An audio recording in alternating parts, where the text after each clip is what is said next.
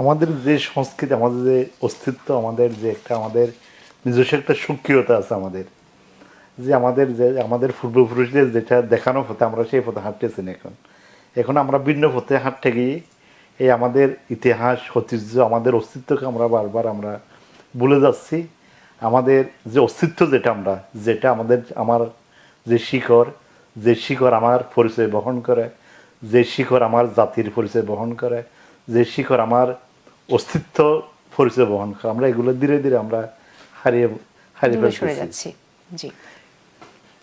এগুলো আমাদের উত্তরণের উপায় হচ্ছে এটা আমাদের যে এটা রাষ্ট্রীয়ভাবে যে এগুলোকে সংরক্ষণ করতে হবে, এদের সংস্কৃতির প্রতি আরও মানুষকে আরও আকৃষ্ট করতে হবে, যাতে আমাদের অস্তিত্বকে যাতে আমরা ভুলে না যাই। আসলে দেখেন, মনে করেন আমরা এখন যে দাদা বললো আমাদের যে তথ্য প্রযুক্তির যুগে, কারণ আমরাও কিন্তু আমরা জাতি হিসেবে কিন্তু আমরা কোনো অংশে দায়ী কম না, যে আমাদের সংস্কৃতি আমরা যেভাবে এগিয়ে যাওয়ার কথা সেভাবে এগিয়ে যায় নাই, যেভাবে প্রসারিত হয় সেভাবে প্রসারিত হয় নাই, যেভাবে সবার কাছে তুলে হিসেবে আমরা তুলে ধরতে পারি নাই। হয়তো আপনি দেখেন বিগত এক সময়ের যে আপনার যে বিগত দিনে যে শত বছরের যে পুরনো গান, কবিতা, সাহিত্য, সংস্কৃতি, এগুলো আমাদেরকে অনুপ্রেরণা যোগায়। যত শুনি ততই ভালো লাগে, মনে হয় এই গানটা মনে হয় আজকে জীবনে প্রথম শুনলাম। বোঝা যাচ্ছে যে 100 বছরের আগের লেখা গানগুলো এখনো কিন্তু আমাদের মনে হয় এখন আমাদেরকে প্রেরণা যোগায়। সেই ধরনের গান, কবিতা, সাহিত্য, সংস্কৃতি এখন নতুনভাবে হচ্ছে না, যার কারণে যে তরুণ প্রজন্ম দিন দিন পিছিয়ে যাচ্ছে, এদের সংস্কৃতি আকৃষ্ট হচ্ছে না। উচিত হবে যাতে নতুন নতুন যে যুগের সাথে তালে মিলে যাতে আমাদের দেশীয় সংস্কৃতি যাতে আরও বেশি সস্তা হয়, আরও মেধাবী যারা কবি, সাহিত্যিক, লেখক, গীতিকার যারা আছে, এরা যাতে আরও ভালো ভালো গান লিখে, ভালো ভালো কবিতা লিখে তরুণ প্রজন্মের মনের ভাষা বুঝে যাতে এরা সংস্কৃতি কর্মকাণ্ড উপযোগ করে। এক্ষেত্রে আমার মনে হয় আরও বেশি হবে। আমরা সংস্কৃতি এত বেশি আমরা এখন আমাদের নিজস্ব যে আমাদের অস্তিত্ব এখন আমরা এত বেশি এখন হারিয়ে ফেলতেছি। যদি বলেন এখন আমাদের জাতীয় ফুল কি শাপলা, আপনি শাপলা এখন আমি যদি বলি একটা শাপলা ফুল নিয়ে আসেন, আপনি হয়তো এখন কোথাও খুঁজে পাবেন না। এখন আমাদের জাতীয় পাখি হচ্ছে দোয়েল।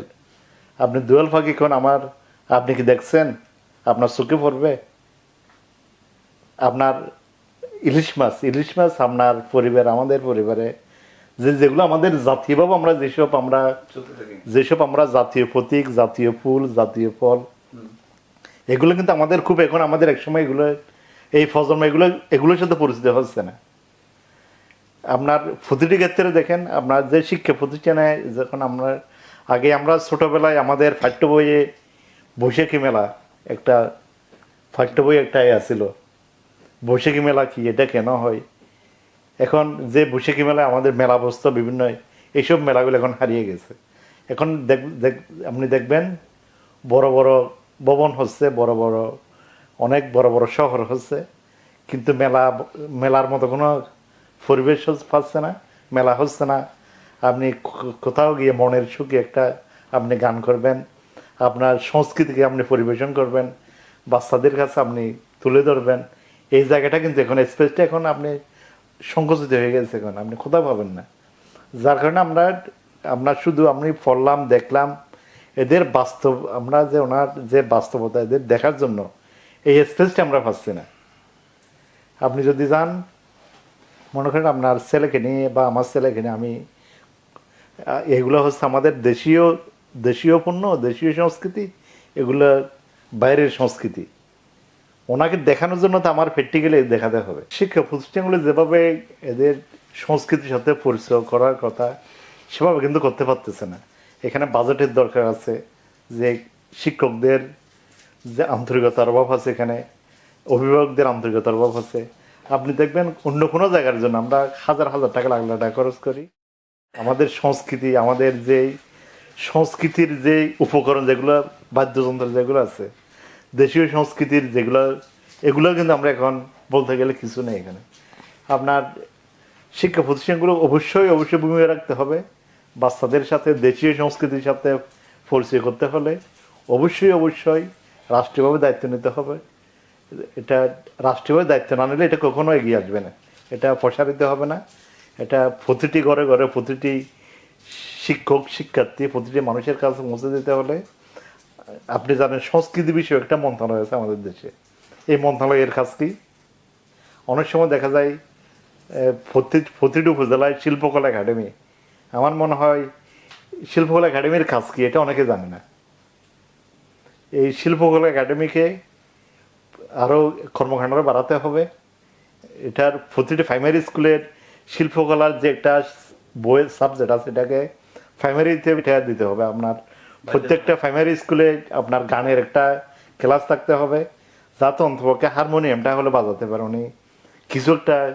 এখান থেকেই সংস্কৃতি, ওখান থেকেই ছেলেরা, এখান থেকেই সংস্কৃতি ওখান থেকেই শুরু করতে হবে। আমাদের বাপ দাদা, আমাদের পূর্বপুরুষরা এক সময়, আমাদের বাপ চাচা দাদা, আমরা বিশাল একটা পরিবার একসাথে থাকতাম।